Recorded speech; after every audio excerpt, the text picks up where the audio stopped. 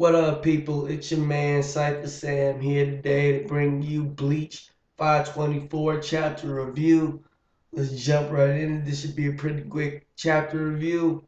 Chapter starts off with Isane and Yachiro in their respective divisions, looking at the things that Kenpachi and Unohana left behind. For Isane, it'll be a letter, and for Yachiro, it'll be Kenpachi's eye patch. So we jump over now. Then we jump over to the clash of Kenpachis, and they are going in, and they're not disappointed. So basically, they're going in. Kenpachi's going in like he usually is, but Unohana, she's not taking that. She's basically toying with Kenpachi for majority of the chapter.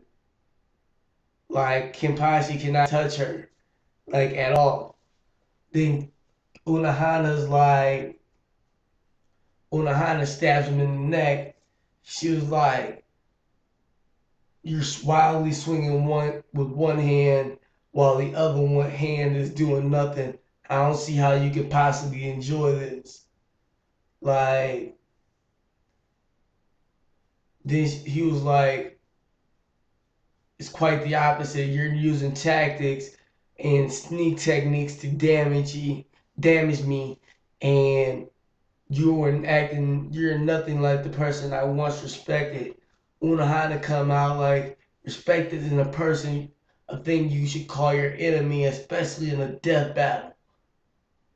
Like, so then then it shoots over to this shot of Unohana got her sword up to Kenpachi's neck against this giant ass rock, and after that, it's like it's not that I've changed. It's just the old you didn't allow me to open up for these tactics so I can use them.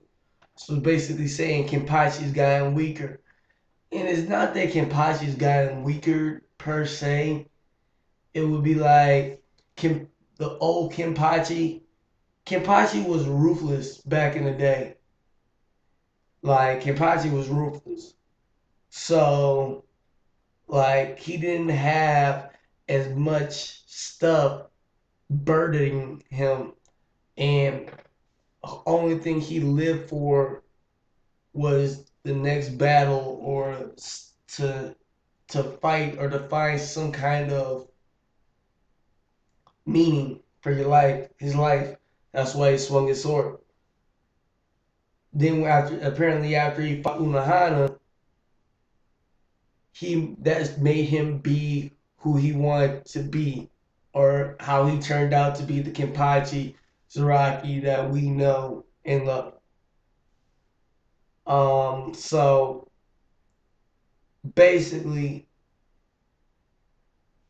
it he's like, I've lived my life this way, and now I'm going to die a miserable death, not knowing what it feels like to defeat you. And then it cuts over to this panel that shows Unohana stabbing him in the neck, and Kenpachi's like, fuck.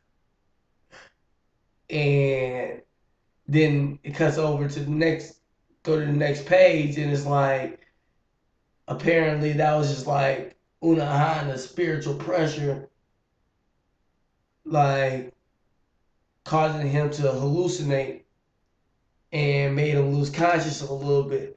So he's like, fuck this. There's no time to be thinking. I'm finna just go balls out no matter what happens. I don't care. Unohana's like, Kenpachi, you're not gonna die, because every time you cross the border of death, you return stronger.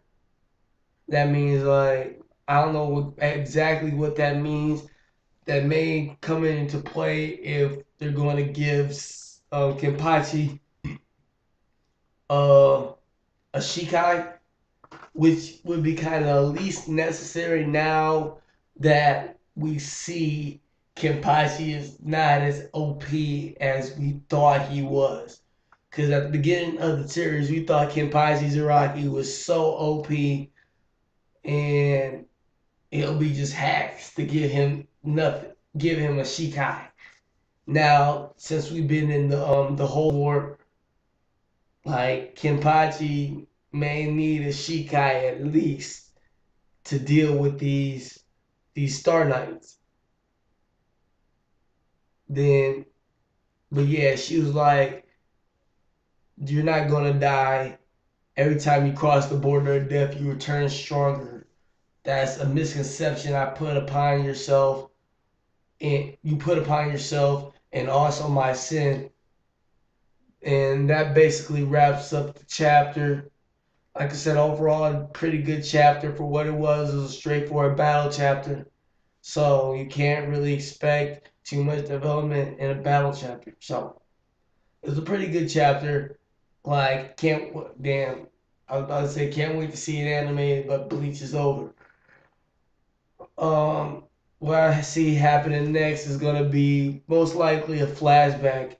We should get like right now a flashback would be pretty good, so we can see what's going on, what happened between Unohana and Kenpachi. Because if one of them is going to die, I want to see what happened in the past. I'm just saying.